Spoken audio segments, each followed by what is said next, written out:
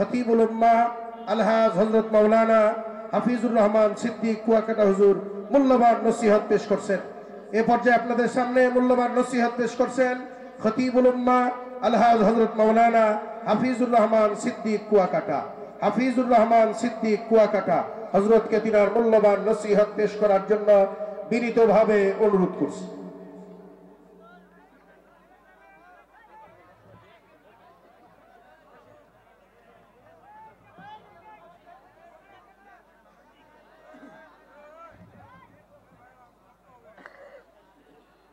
আসসালামু আলাইকুম ওয়া রাহমাতুল্লাহি ওয়া বারাকাতুহু।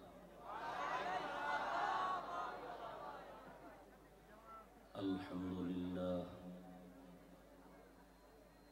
আলহামদুলিল্লাহিল্লাযী জা'আলা আশ-শামসা ওয়াল কমারা বিহুসবান ওয়ান নাজমা ওয়াশ-শাজারা ইয়াসজুদান وفضل زمانا على زمان كما فضل مكانا على مكان وإنسانا على إنسان ونشهد أن لا إله إلا الله وحده لا شريك له لا ضد له ولا ند له ولا مثل له ونشهد أن سيدنا ومولانا محمدا عبده ورسوله أرسله بالحق بشيرا ونذيرا وداعيا إلى الله بإذنه وسراجا منيرا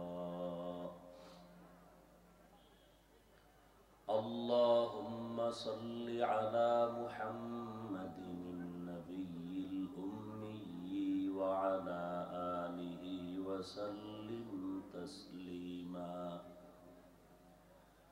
وبعد فأعوذ بالله من الشيطان الرجيم بسم الله الرحمن الرحيم قل يا عبادي الذين أسرفوا على أنفسهم لا تقنطوا من رحمة الله إن الله يغفر الذنوب جميعا إنه هو الغفور الرحيم وقال النبي صلى الله عليه وآله وسلم التائب من الذنب كمن لا ذنب له أو كما قال النبي عليه الصلاة والسلام صدق الله مولانا العظيم وصدق رسوله النبي الأمي الكريم ونحن على ذلك من الشاهدين والشاكرين والذاكرين والحمد لله رب العالمين سبحانك لا علم لنا إلا ما علمتنا إنك أنت العليم الحكيم رب اشرح لي صدري ويسر لي أمري واحلل عقدة من لساني يفقه قولي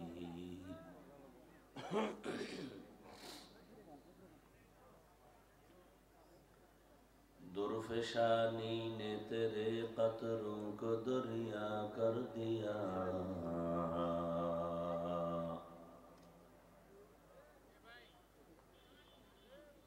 लुत्फ़शानी ने तेरे कतरों को दरिया कर दिया, दिल को रोशन कर दिया, आँखों को बीना कर दिया। हकीकत खुल जाएगी बवक़्ते इम्तिहा तेरे, कि सुस्ती में या मेहनत में गुजारी ज़िंदगी तूने।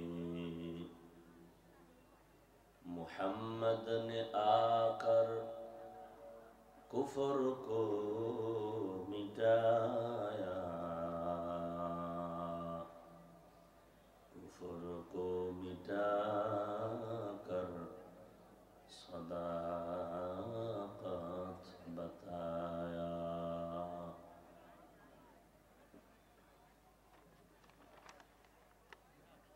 মাদ্রাসা দারুস সালাম সাগরদিঘি কর্তৃক আয়োজিত তাফসীরুল কোরআন মাহফিল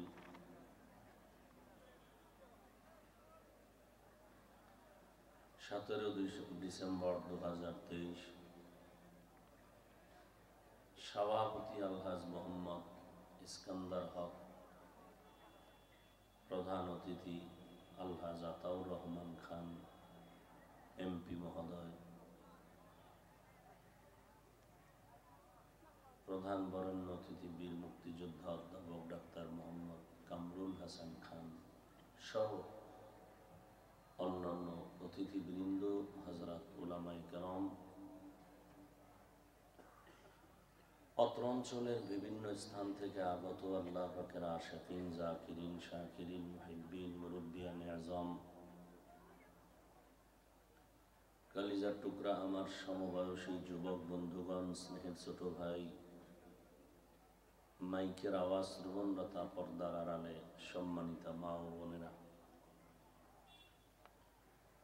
আল্লাহ পাকের দরবারে লাখ কোটি শুকর যে আল্লাহ পাক রব্বুল আলামিন এই ফিতনার যুগে হাজারো লাখো মানুষের ভেতর থেকে বাছাই করে পৃথিবীর শ্রেষ্ঠ মজলিস, বেহেশতের বাগান, গুনাহ মাফের মজলিস, তওবা কবুলের মজলিসে আমাদেরকে আশা বসার তৌফিক দান করেছেন। নিয়ামতের শুকর আদায়ার্থে সকলেই পড়ি আলহামদুলিল্লাহ। দরুদ ও সালাম সৈয়দুল মুরসালিন, রাহমাতুল লিল আলামিন, শফিউল মুজনিবিন, খাতামুন নবিয়্যিন, সৈয়দুস সাকালাইন, ইমামুল মুরসালিন, শফিয়ে আযম, রাসূল আকরাম, রহমতে আলম, নবীউল আরব ওয়াল আজম, হাবিবে কিবরিয়া, আশরাফুল আম্বিয়া, সৈয়দুল আম্বিয়া, শফিয়ে মাহশর, সাকিয়ে কৌসর, आका नामदार, मदीना का ताजदार, आफताब नबूवत, फ़ख्र मौजूदा, सय्यदुल मखलूक़ा, हज़रत मुहम्मदुर रसूलुल्लाह सल्लल्लाहु अलैहि व आलिहि वसल्लम। नबीजिर नामे दरूद पढ़ले सवाब হয় না গুনাহ? তো জবানকে বন্ধ রাখলেন কেন? সবাই পড়েন, আবার পড়েন, একবার পড়বেন, আল্লাহ এই একবারের বরকতে 3টা পুরস্কার দিয়ে দিয়েছেন। 10টা গুনাহ মাফ হয়ে গেছে, 10টা নেক আমল নামায় যোগ হয়েছে, আল্লাহর দরবারে মর্যাদা 10 গুণ বেড়ে গেছে। আল্লাহ আমাদের সবাইকে বেশি বেশি দরুদের আমল করার তৌফিক দান করেন। হযরত উলামায়ে কেরাম আলোচনা রেখেছেন, আমি খুবই সংক্ষিপ্ত কিছু কথা বলার নিয়তে কোরআনে হাকিমের এক আয়াতে কারিমা তিলাওয়াত করেছি।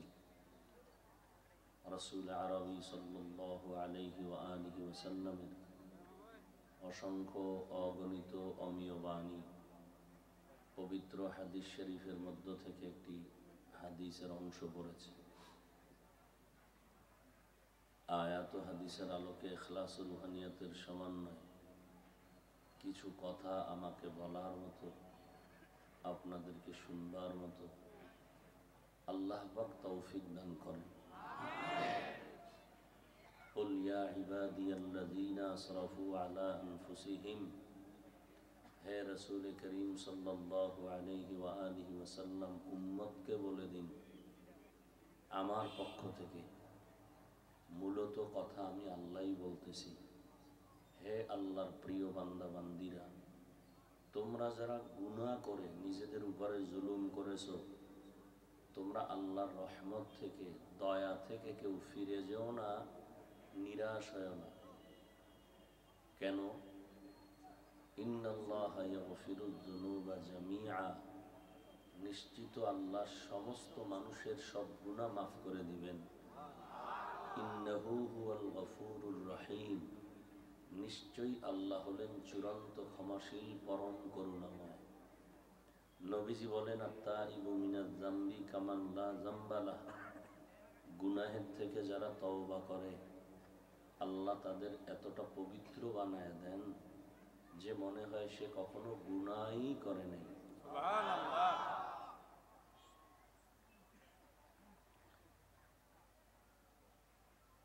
নবীজি বলেন, কোরআন আমার কাছে বড় দামি,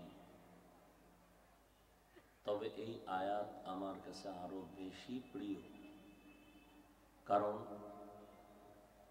আল্লাহ যে কত বড় দয়াময় এই আয়াতের দ্বারা তা ব্যক্ত করেছেন, প্রকাশ করেছেন। আল্লাহ এই আয়াতের মাধ্যমে পৃথিবীর সমস্ত মানুষগুলোকে জান্নাত দিবেন বলে আশা দিয়েছেন। এক কথায় একটা মানুষকেও আল্লাহ জাহান্নামে দিবেন না, দিতে চান না, তার প্রমাণ এই আয়াত।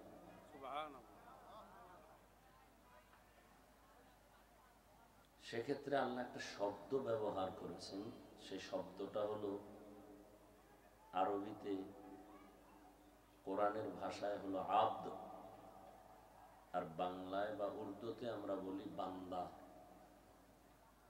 বান্দা শব্দ বলে পৃথিবীর সব মানুষকে এই কথায় শামিল করেছেন। হিন্দুরাও কার বান্দা, ইহুদিরা কার বান্দা, খ্রিস্টানেরা কার বান্দা, পৃথিবীর সব মানুষগুলোই আল্লাহর বান্দা। আল্লাহ এই আয়াতে সবাইকে তওবার আহ্বান করেছেন। তওবা করবে, আল্লাহ তার সমস্ত গুনাহকে মাফ করে তার জান্নাতে যাওয়ার ব্যবস্থা করে দিবেন। আবার এখানে শুধু বান্দা না, আরো মায়া লাগায়া মজা করে বলছেন আমার বান্দা। বান্দা তো বলেছেন, ওই আবার আমার শব্দ লাগায়া বলছেন আমার বান্দা। তো বান্দা বললেই তো প্রমাণ আল্লাহর বান্দা, আমার বলতে হবে কেন? বান্দা বললেই সব আল্লাহর বান্দা, সেখানে তো আমার বান্দা বলার প্রয়োজন হয় না। আল্লাহ এই কথা দিয়ে বুঝাতে চান যে জমিনের মধ্যে সবাই আমার বান্দা, কিন্তু কিছু কিছু বান্দা আছে এরা টাকা পয়সা দুনিয়ার বাহাদুরি পাইয়া এরা যে আমার বান্দা, আল্লাহর বান্দা, এই কথাটা ভুলে গেছে। ইহুদিরা এরা ডাইরেক্ট আল্লাহর বান্দা মনে করে না, খ্রিস্টানেরা মনে করে না, মুসলমানই অনেকে মনে করে না। নাম কত সুন্দর, হাসানুল হক, সুন্দর নাম না? আহমদ শরীফ, কত সুন্দর নাম। রাশেদ খান, কত সুন্দর নাম।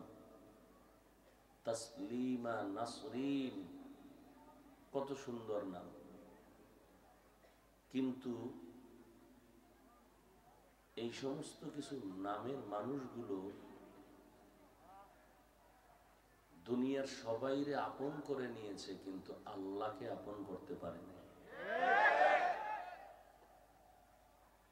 অথচ আশ্চর্য বিষয়,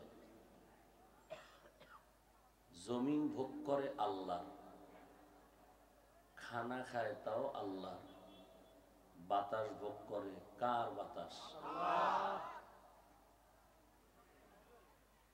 একটা গ্রামে কথা আছে যে নুন খায় গুণ গায় না, এর নাম কি? নিমখান। আল্লাহটা খাইয়ে যদি আল্লাহর বিরোধিতা করে, এ তো পৃথিবীর চূড়ান্ত নিকৃষ্ট নিমখারাম। আল্লাহ সব ভাইকে হেদায়াত দান করে, কিন্তু আল্লাহ বান্দা বইলা সব ঢুকাই দিছেন। আসো, তোমার গুনাহ কত পরিমাণ করছো? আল্লাহর রহমতের থেকে বেশি? তুমি 80 বছর, 50 বছর, 40 বছর, 100 বছর, 1000 বছরও যদি গুনাহ করো আর তওবার দরজায় যদি আসো, তোমাকে আমি আল্লাহ গুনাহমুক্ত করতে, তোমার 1000 বছরের গুনাহ মুছতেও আমি আল্লাহর একটা সেকেন্ড লাগবে না। আল্লাহ কত দয়াময়। এত সুন্দর সুযোগ পাইয়াও মানুষ আল্লাহর পথে তওবার দরজা আসে না, বরং বলে নামাজ না পড়লে অসুবিধে কি, রোজা না রাখলে অসুবিধে কি।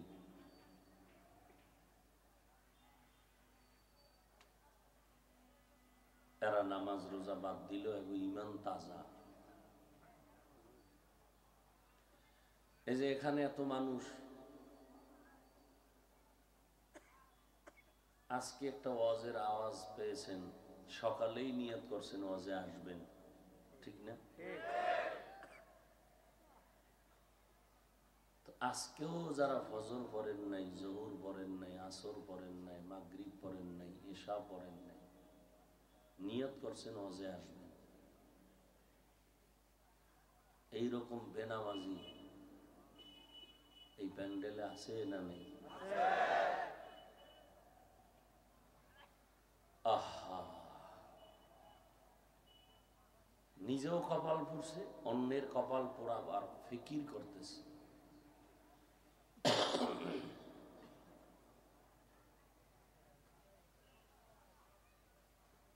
মানুষ একজনে মিষ্টি খায় না, কিন্তু কোথাও বেড়াইতে গেলে মিষ্টি নিয়ে যায় না?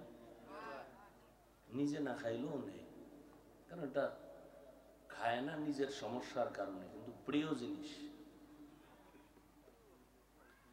আমরা আল্লাহকে, রসুলকে, দ্বীনকে, ইসলামকে প্রিয় বানাতে পারিনি।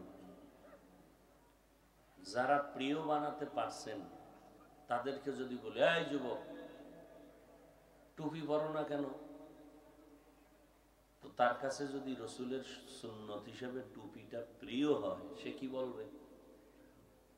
যে হুজুর টুপি পরা দরকার, নবীর সুন্নত, ঝামেলার কারণে পারি না, দোয়া করবেন, চেষ্টা করব।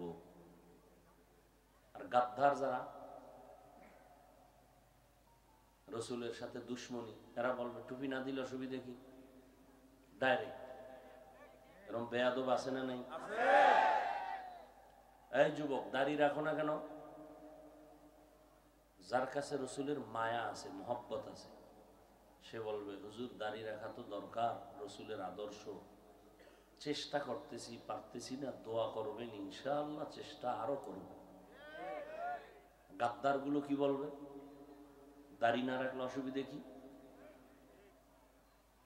এ বলবে ধর্মীয় জ্ঞান যাদের একটু দুর্বল, আর একটু কিছু আছে আবার ধর্মীয় জ্ঞানও আছে, এরা কি বলে জানেন? এরা শুধু এক শব্দ বলে না, দাড়ি না রাখলে অসুবিধা, তারা ডবল বলে। দাড়ির মধ্যেই কি ইসলাম?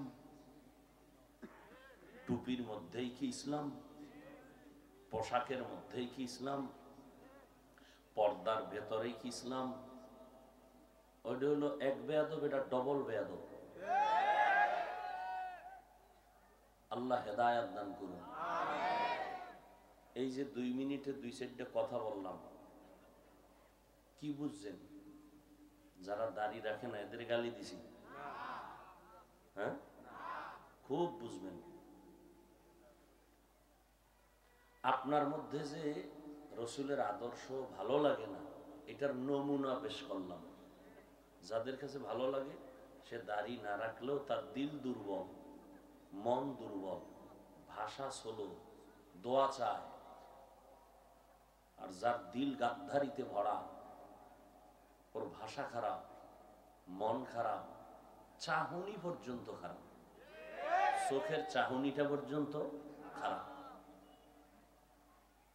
নিজে যে দুনিয়ার আকাম করে একবারও কোনো পেরেশানি নেই, ও তাকায় থাকে ওর বিরুদ্ধে কে বলে, ও আকাম করে যাবে, কিন্তু টার্গেট ওইটা না যে আমি আকাম করতেছি, মানুষের উপরে জুলুম করতেছি, ক্ষতি করতেছি মানুষের, মানুষ হইয়া এটা আমার অপরাধ, এটা একবারও চিন্তা করে না। ও টার্গেটে থাকে অল টাইম, বাঁকা নজরে তাকায় ওর বিরুদ্ধে কে বলে। আছে না নেই? একজনে দাড়ি রাখেন না, আপনাকে গালি দেওয়ারও কোনো অনুমতি নেই, খুব খেয়াল করবেন। একজনে দাড়ি রাখে না, তাকে গালি দেওয়ারও কোনো অনুমতি ইসলামে। কিন্তু কেউ যদি বলে দাড়ির দরকার নাই, তাকেও কোনো ইসলাম ছাড় দেওয়ার সুযোগ নেই। তো দাড়ি না রাখা আর বিরোধিতা করা কি এক? হ্যাঁ, টুপি না পরা আর একটা হলো বিরোধিতা করা, দুইটা এক? আল্লাহ আমাদের বুঝার তৌফিক দান করে। একজনে নামাজ পড়ে না, তাকে গালি দেওয়ার কোনো সুযোগ, কিন্তু কেউ যদি বিরোধিতা করে, নামাজের দরকার নাই, তাকে এক বিন্দু ছাড় দেওয়ারও কোনো ইসলাম সুযোগ দেয়নি। ওর সাথে সালাম বন্ধ, কালাম বন্ধ যদি বিরোধিতা করে। সমস্ত দুনিয়ার আলেম ইমাম সবাই একমত, কেউ কোনো ইমাম বলেছেন একে হত্যা করে দাও। শুধুমাত্র ইমামে আজম আবু হানিফা রহমতুল্লাহ আলাইহির দিল নরম, তো তিনি বলছেন না, মারপিট কইরো না, জেলখানায় বইরা রাইখা দাও, এরপরে বুঝাইতে থাকো, যদি দিনের পথে আসে। হায় হায়, তো আল্লাহ বলছেন আমার বান্দা। কেন বলছেন আমার বান্দা? কিছু কিছু মানুষ আল্লাহর বান্দা এ কথা স্বীকার করে না, ভুলে গেছে। ইহুদিরা মনে করে তাদের গুরু ওজায়ের নবী। আল্লাহ কয় না, ওজায়েরেরও আমি বানাইছি, তোমাদেরও আমি সৃষ্টি করেছি। উল্টা পাল্টা যা করছো ফিরে আসো, আমার দরজা ছাড়া আর নাজাতের কোনো দরওয়াজা নাই। যেদিকে যাবা সেদিকেই বিপদ, জাহান্নামের আগুনে ঘেরা। খ্রিস্টানেরা কি মনে করে ঈসা নবী তাদের গুরু, ধর্মযাজক, তিনি তাদের যিশু খ্রিস্ট। আবার ওদের মধ্যে অতি আবেগলা কিছু আছে, এরা বলে ঈসা নবী আল্লাহর ছেলে। ঈসা নবীর মা মারিয়াম আলাইহাস সালাম আল্লাহর স্ত্রী।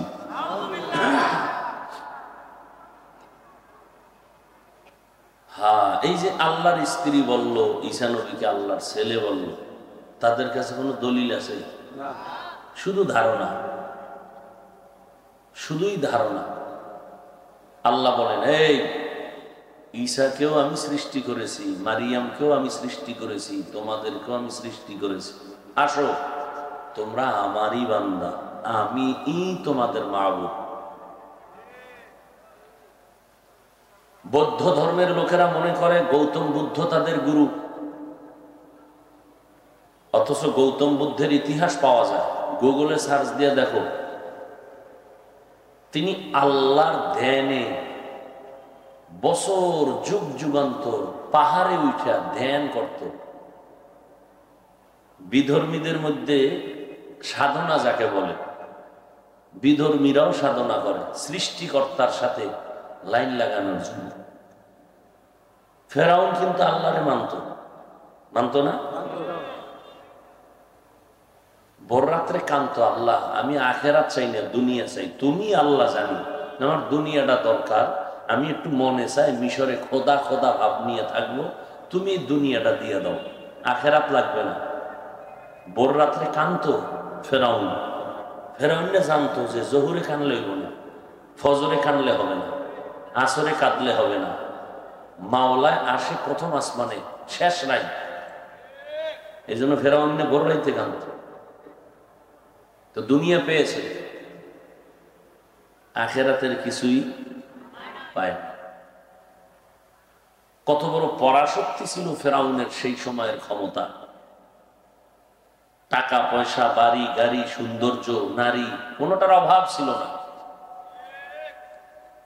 অথচ যারা দুনিয়াতে আল্লাহকে মানে না, এরাও কিন্তু ফেরাউনের পছন্দ করে না। যদি করত তাহলে নিজের মাইয়া ফলার নাম ফেরাউন রাখত। কোন বেঈমানের বাচ্চা ফেরাউন রাখছে নাম?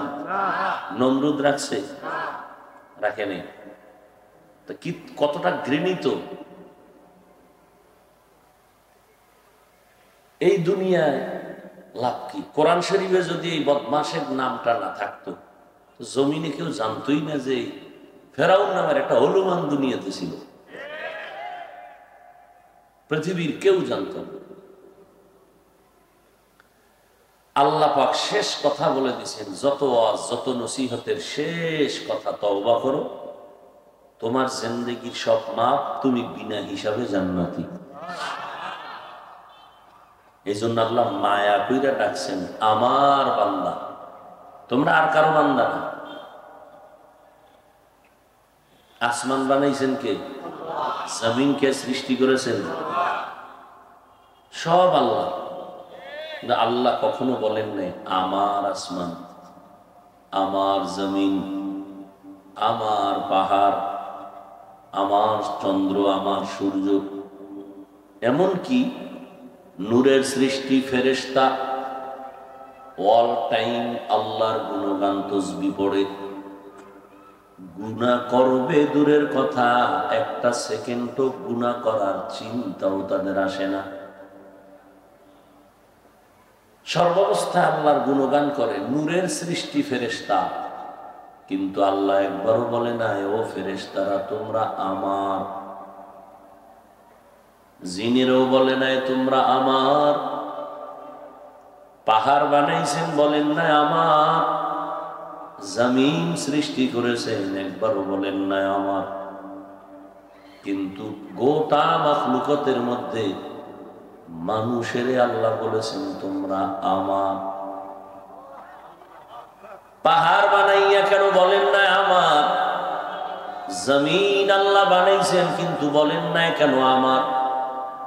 উদাহরণটা আমি এভাবে দেই, আমার ছেলের গায়ের মধ্যে জামা, টুপি, পায়ে জুতা। একজনে আমার ছেলের গায়ের জামাটা হাতে নিয়ে কয়, হাফিজ ভাই এই জামাটা কার? আমি বলি এটা আমার না। কেন বানাইছে কে? আমি বললাম আমি। জামা কিনে দিছি আমি, মজুরি দিয়েছি আমি, বানাইও দিয়েছি আমি, কিন্তু এই জামা আমার না। ছেলের গায়ের জামা পোশাক সব আমি দিয়েছি, কিন্তু বলি এটা আমার না। তো ভাই ছেলেটা কার? তখন বলি ছেলে আমার। আমার টাকা দিয়ে জামা বানাইলাম, সন্তানের পরনের কাপড় আমি কিনে দিলাম, জুতা কিনে দিলাম, কিন্তু আমার বলি না, ছেলেরে আমার বলি কেন? কারণ হলো জামা আমি বানাইছি তবে আমার জন্য বানাই নাই, টুপিও আমি দিয়েছি আমার জন্য কিনি নাই, জুতাও বানাই দিলাম আমার জন্য বানাই নাই। সব কিছু বানাইছি সন্তানের জন্য, আর সন্তানকে বানায় নিছি আমার জন্য। আল্লাহ বলেন আসমান আমি বানাইছি কিন্তু আমার জন্য বানাই নাই, জমিন আমি বানাইছি তবে আমার জন্য বানাইছি, তবে আমার জন্য বানাই নাই। সব মাখলুকাত বানাইছি বান্দা তোমার গোলামি করার জন্য, আর তোমার মতো বান্দা বান্দি আমি আল্লাহ বানাইছি আমার গোলামি করার জন্য। हकीकत से तो दुनिया बेखबर है, दुनिया की नुमाइश पर नजर है। नमी गुयम के अज दुनिया जुदा बाश, बहर करे के बाशी बा खुदावाश। قال النبي صلى الله عليه وآله وسلم الدنيا خلقت لكم وأنكم خلقتم للآخرة। ও দুনিয়ার মানুষ, আমি আল্লাহ দুনিয়া তোমাদের জন্য বানাইছি, তোমাকে আমার জন্য বানাইছি। অতএব দুনিয়া তোমার গোলাম, তুমি কার গোলাম? বুঝেন না? না বুঝেন না? কি বুঝেন? নেতার গোলাম, টাকার গোলাম, বাড়ির গোলাম। টাকা পয়সা বাড়ি গাড়ি, এক কথায় দুনিয়া দুনিয়া, এটা সব আপনার গোলাম। আপনি কার গোলাম? এটা সিস্টেম। এখন কেউ যদি দুনিয়াকে নিজের মালিক মনে করে, গোলাম না মনে করে, তাহলে সে কোনোদিন দুনিয়াও পাবে না, আখেরাত তো পাবেই না। দেখেন নগদ নগদ কিছু দেখাই দেই। যারা দুনিয়ার গোলাম হয়ে গেছে, মূলত দুনিয়া হবে বান্দার গোলাম, বান্দা হবে কার গোলাম? কিন্তু কিছু কিছু বান্দা দুনিয়ার গোলাম হয়ে গেছে, নামাজে দাঁড়াইয়াও দুনিয়া, বাইতুল্লাহ যাইয়াও দুনিয়া, ওয়াজের প্যান্ডেলে মাওলায় নিয়ে আসছে, এখানে এসেও দুনিয়া। নামাজের চিন্তা নাই, রোজার চিন্তা নাই। যেই লোকগুলো দুনিয়া দুনিয়া দুনিয়া দুনিয়া জিকির করে, একটু হিসাব মিলায় দেখেন এরা কেউ দুনিয়া পায় নাই, কিচ্ছু পায় না। আসলে কি দুনিয়া বুঝেন? দুনিয়াটা আসলে দুনিয়া যারা খুঁজে কি জন্য, টার্গেট কি? আরামে খাবো, শান্তিতে ঘুমাবো, সম্মানে জীবনটা কাটাবো, এই তো। বলেন তো দুনিয়া দুনিয়া দুনিয়া, যেই দুনিয়াদারেরা দুনিয়ারে মালিক বানাইয়া নিজেকে গোলাম বানায় দিছে দুনিয়া, একটা লোকের নাম বলেন যে অমুক টাকাওয়ালা আরামে আছে, শান্তিতে আছে? বউ দিয়া শান্তি নাই, মাইয়া দিয়া শান্তি নাই, ছেলে দিয়া শান্তি নাই, ব্যবসা দিয়া শান্তি নাই, ঘুমেও শান্তি নাই, খানায় শান্তি নাই। সর্বাবস্থায় মামলার উপরে চলতে থাকে হামলা। ওর মরণটাও শান্তি দেব না। ও অল টাইম ভয়ে থাকে কোন দিক থেকে কখন আমাকে মেরে ফেলে, না জানি আমার স্ত্রী মাইয়া বলা আমার লাশটাও ভুইজা না পায়। এ কি আমি বানায় কইতেছি? এমন দেখেন না এই সমস্ত কাহিনী? না জানি কখন কি হয়ে যায়, আমার লাশটাও কেউ খুঁজে না পায়, জানাজাও না হয়। এর থেকে অভিশপ্ত মরণটা কি হবে, যে আমার শান্ত জীবনের মরণ হয়ে গেছে, আমার জানাজা হয় নাই। পাঁচতলা বিল্ডিং করেছে কিন্তু আরামে ঘুমাইতে পারে না। ডাইনিং টেবিলে খানার আয়োজন, কত ধরনের ভর্তা, কত ধরনের মাছ, কত ধরনের গোশত, কিন্তু খাওয়ার কোন রাস্তা নাই। ডাক্তার বলেছে যত বেশি খাবা তত তাড়াতাড়ি মরে যাবা। এই জন্য পাখির মতো ঠোকর দিয়ে দিয়ে একটু একটু খায়, যা একটা 5 বছরের বাচ্চাও এর থেকে বেশি খায়। বলেন তো এরপর সম্মান, কিসের সম্মান? শান্তি নাই, সম্মান নাই, আরাম নাই। এরপরে মানসিকভাবে 24টা ঘন্টা থাকে তার টেনশন আর পেরেশানি। তাহলে দুনিয়া দুনিয়া দুনিয়া করিয়াও সে দুনিয়া পায় না, আখিরাত তো এমনিই পাবে না। এবার একটু বুঝেন, আমরা যারা আল্লাহর মহব্বত নিয়ে নবীর মহব্বতে চলি, চেষ্টা করি, চেষ্টা করতে গিয়া দাঁড়িয়ে রাখছি, টুপি পরেছি, তুমিও মুসলমান আমিও মুসলমান, তোমার আল্লাহ আমার আল্লাহ এক, তোমার নবী আমার নবী এক, তোমার ধর্ম আমার ধর্ম এক, তোমার কাবা আমার কাবা এক। কিন্তু তুমি কেমন মুসলমান, তোমার টুপি মাথায় দিতে বড় লজ্জা লাগে, আমি টুপি না দিলে আমার লজ্জা লাগে। তুমি মুসলমান, তোমার দাড়ি রাখতে লজ্জা লাগে, আর আমার দাড়ি কাটতে লজ্জা লাগে। তুমি মুসলমান, নামাজ পড়তে তোমার লজ্জা লাগে, আর আমার নামাজ না পড়লে লজ্জা লাগে। কেমন যেন নিজের আসামি অপরাধী মনে হয়। এরে যুবক, কয়দিন আর বাহাদুরি করবা? কিয়ামত পর্যন্ত নমরুদ, হামান, কারুন, ফিরআউন, সাদ্দাদের মতো কোন বাহাদুরের আর জন্ম হবে না।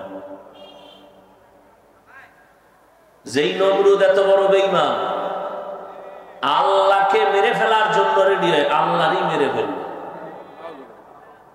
এই বাঁশ দিয়ে সিঁড়ি বানাইছে, উপরে গিয়ে গুলি করবে আল্লাহ। কেমন তার সেরা! আপনারা ইতিহাস জানেন, সেই নমরুদের খতম কালে আল্লাহ কয় হাজার ফেরেশতা পাঠাইছেন। কি ওই নমরুদের মারার জন্য আল্লাহ কোন বাহিনী পাঠাতে হয় নাই। ইতিহাস আজও সাক্ষী হয়ে আছে, একটা অসুস্থ মশার সাথে জুতার বাড়ি দিয়া তার জিন্দেগি বরবাদ হয়ে গেছে। ওই জুতা আসেনি, মশা আসেনি, এগুলো যার হুকুমে চলে সে আল্লাহ আসেনি। ওই মশা মশারির ভিতরে কানের সামনে গান গায়নি, আপনি তখন সজাগ না ঘুম? একটা মশা যদি ভিতরে দিয়া ঢুকিয়া চান্দির গোড়ায় গিয়া কয় আই এম সরি, ভেবেছিলাম তুমি নমরুদ, উপায় আছে? কয়েক মাস আগে সিলেটের ভেতরে একটা কিশোর সন্তান মাছ ধরতেছে, ধরে গিয়ে একটা কই মাছ পাইয়া ওটাকে ধরে আবার আর একটা মাছ ধরবে, রাখবে কই, দাঁত দিয়ে কামড় দিছে। কই মাছটার মাথাটা ভেতরে নিয়া মাছ বরাবর দাঁত লাগায় কামড়ায় ধরে ভিন্ন মাছ ধরবে। কই মাছ তো সামনে হাঁটে, হঠাৎ করে ওর দাঁতটা ছুটে গেছে, হা করেছে, মাছটা ভেতরে গিয়া গলায় আটকায় গেছে। হসপিটালে নেওয়ার পরে ওর গলা কাইটা তারপরে মাছ বের করেছে। কিসের বাহাদুরি করো? মনে করতেছ সুস্থ, বাসায় যাবা, যেই পানি কাটা বনে আটকায় রাখতে পারে না, ওই পানি গলায় গিয়ে আটকায় মানুষ মরিয়া যায়। কিসের বাহাদুরি করো? তোমার ডাইনে বামে লোকের অভাব নাই, কিন্তু তুমি যত মনে করো তোমার সমর্থন বেশি, লোকজন বেশি, তোমার ভয়ও বেশি, এরাই তোমারে আধার রাতে জবাই করবে। না বাইরের কেউ করছে? বাইরের কেউ করবে না। বাইরের লোক তো ঢুকতেই সাহস পাবে। এই ডাইনে বামে সামনে পেছনে যাগুলো ঘুরো, এরাই ছুরিটা ধরে ফেলবে যেদিন স্বার্থে আঘাত লাগবে। আর আল্লাহর শুকর, যারা নবীর সুন্নত নিয়ে চলে, কোরআনের লাইনে চলি, কই আমরা না খাইয়া মরি নাই? মহামারী করোনায় বড় বড় বড় বড় পৃথিবীর খোদা দাবিদারের ওই মাথাওয়ালারা মাথা নত করে দিয়েছে। কই গেল যমুনা গ্রুপের মালিক? আজকে টাকার পাহাড় ছিল, টাকায় তারে বাঁচাইতে পারে নাই। স্কুল বন্ধ, কলেজ বন্ধ, চাকরিজীবীর চাকরি নাই, ব্যবসায়ীর ব্যবসা বন্ধ হয়ে গেল।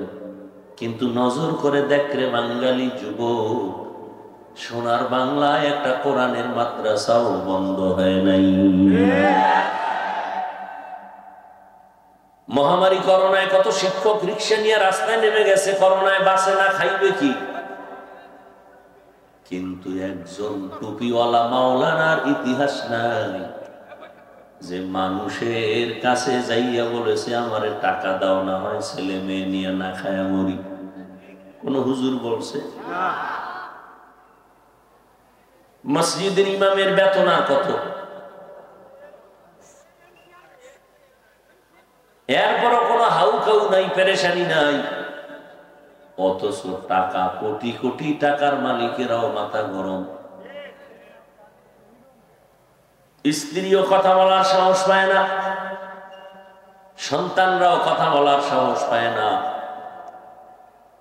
আবার যারা টাকা পয়সার লাইনে গিয়েও আমার মাওলাকে ভুলে নাই, এদের মতো বাদশাহ জমিনে কেউ নাই। এদেরকে বলা হয় মুকুটহীন সম্রাট।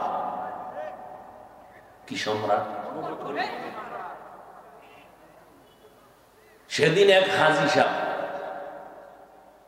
মোলাকাত হলো, হাজী বিশাল বড় বুজুর্গ মনে হয় দেখলেন। হাজী সাহেব প্রত্যেক মাসে 110 কোটি টাকা গ্যাস বিল দেয় সরকারকে। কয় টাকা দেয় বুঝেন কিছু? 196 কোটি টাকা দেয় প্রতি মাসের কর্মচারীদের বেতন। বিশাল পাগড়ি লাগানো, লম্বা জামা পরা। একটা টাকা তার রুজি রোজগারের মধ্যে ডান বাম নাই, হারাম নাই। এদেরকে বলে মুকুটহীন সম্রাট। এক ওয়াক্ত নামাজ জামাত ছাড়া পড়ে না।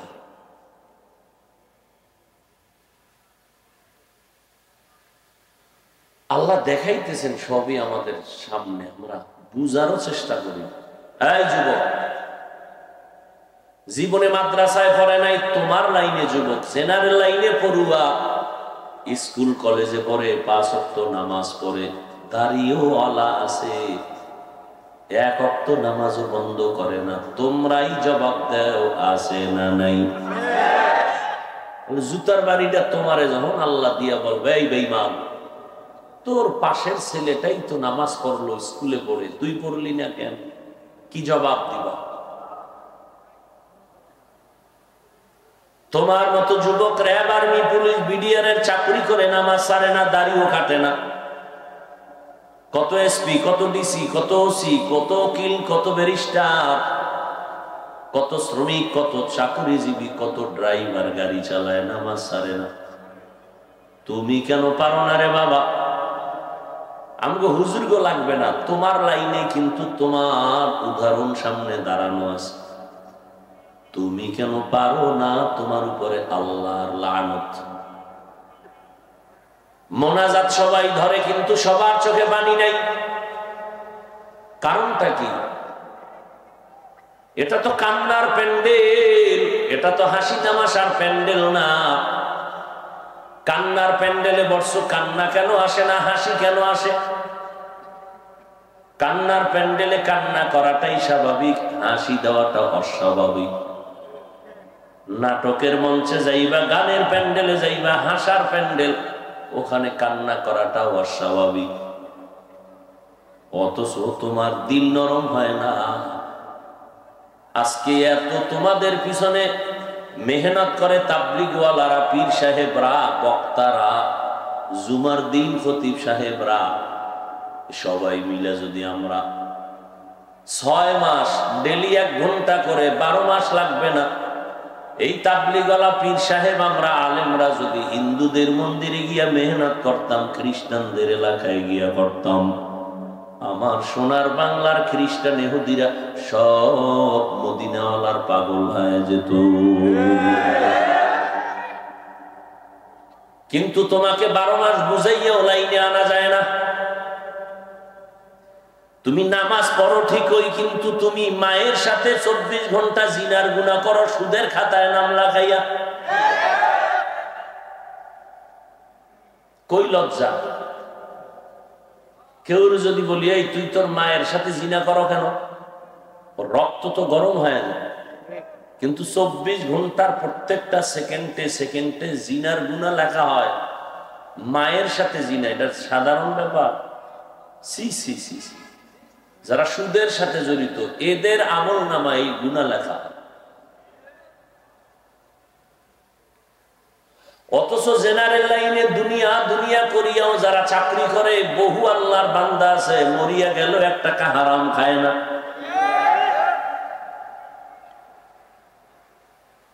ও যুবক, এত মেহনত তোমাদের পেছনে করা হয়। এই যে আমি তোমাদেরকে এত কষ্টর মধ্যে আসছি, কথা বলতে কষ্ট হয়, একবারও কিন্তু বয়ান করে বলি না আমার মতো হইয়া যাও, আমার মতো টুপি লাগাও, দাড়ি রাখো, বড় বুজুর্গ পাগড়ি লাগাও, একবারও বলি নাই। স্কুল কলেজ ছেড়ে দিয়া মাদ্রাসায় আসো, একবারও বলি নাই। বরং আমি তোমাকে আরো সাহস দিয়ে গেলাম, স্কুল ছাড়বা না, কলেজ ছাড়বা না, ডাক্তারি পড়া বন্ধ করবা না, ইঞ্জিনিয়ারিং পড়ো বন্ধ করবা না। আমার দেশে ইঞ্জিনিয়ার, ডাক্তার, প্রফেসরের বড় অভাব, আলেমের অভাব নাই। বড় আলেম মাওলানা এত বেশি যে ভণ্ড মৌলবীদের কারণে আহলে হক আলেম খুঁজে বের করা কষ্ট। ঘরে ঘরে ভণ্ড মাওলানা। অতএব আমার দেশে এখন বেশি বেশি ডাক্তার দরকার, তবে ওই ডাক্তার যাদের আদর্শে মানুষের কলিজা ঠান্ডা হয়ে যাবে, সমাজ আলোকিত হবে। এই যুবকেরা, তুমি তোমার এই সাগর দিঘির যুবক মনে করে বসে থাকবা না, তুমি তোমাকে সাজাও। তুমি দিলকে বড় বানায় সাহস নিয়ে চলো যে আমি শুধু সাগর দিঘির সন্তান না, আমি গোটা দেশের নেতৃত্ব দিব। আমি ডাক্তার হলেও আমি জাতীয় পর্যায়ে শুধু না, আন্তর্জাতিক পর্যায়ে আমি ডাক্তারি করব। ইঞ্জিনিয়ার হলেও শুধু আমি এই এলাকার ইঞ্জিনিয়ার না, আমি আন্তর্জাতিক মানের একজন ইঞ্জিনিয়ার হব। আর সেটা যদি হতেই চাও তাহলে জবানকে কন্ট্রোল করো, আদর্শ সুন্দর করো, চরিত্র ভালো রাখো। চরিত্র মহামূল্যবান সম্পদ। তোমার প্রত্যেকটা সাবজেক্টের উপরে যদি 100 করে নাম্বার দেয়, কিন্তু যদি জানে তোমার চরিত্র খারাপ, 100 নাম্বারেও তোমার কোনোদিন সফলতা আসবে না। সবাই জুতার বাড়ি দিয়ে তাড়ায় দিবে, চরিত্র খারাপ। আর নাম্বার যদি কম পাও, মহামূল্যবান চরিত্র নিয়ে যদি আগাইতে পারো, এক সময় তুমি থাকবা না, গোটা দুনিয়া তোমার পাগল হয়ে দোয়া করবে। কাজী নজরুলের ইতিহাস পড়ো, কত মজা কইরা। রবীন্দ্রনাথের ইতিহাস পড়ো, কত মজা করে। এই কলেজ, ভার্সিটি আর স্কুলের ছেলে মেয়েরা যাদের লেখা বই পড়া ইংরেজিতে কথা শিখছো, এই লোকগুলো কত আদর্শবান ছিল যে যার কারণে তার লেখা বইটা সব ছেলে মেয়েদের কাছে আপন হয়ে গেছে। তোর মতো মোবাইলে আকাম করলে হইতো নি, তাই বেটা, তোর মতো আকাম করলে হইতো নি। তুই সারাটা রাত মোবাইল সামনে নিয়ে, সারা রাত মোবাইল সামনে নিয়ে কবিরা গুনাহ করে কাটাও। তোর চেহারা দিয়ে তাকাইলে মায়া হয় না, তোর চেহারার উজ্জ্বলতা নষ্ট, তোর কিডনি দুর্বল, চোখের পাওয়ার দুর্বল, কান দুর্বল, তোর মাথা ব্যথা বেড়ে গেছে, হার্ট বেড়ে গেছে ব্যথা, লেখাপড়া আগের মতো মনে চায় না, পরীক্ষায় আগের মতো নাম্বার পাও না। তুই এই মোবাইলটারে আপন বানানোর কারণে মায়ের সাথে বেয়াদবি করেছো, বাবার সাথে করেছো, শিক্ষকের সাথে করেছো। তোর কপালে মরার আগে জুতার বাড়ি লিখে রাখ। তুই লেখাপড়া করতে পারবি, তবে তোর দ্বারা উম্মতের কোনো ফায়দা হবে না। যেখানে যাবি সেখানে জুতার বাড়ি খাবি, কারণ মায়ের সাথে বেয়াদবি করবি, শান্তি পাবি, কখনো হতে পারে না। বাবার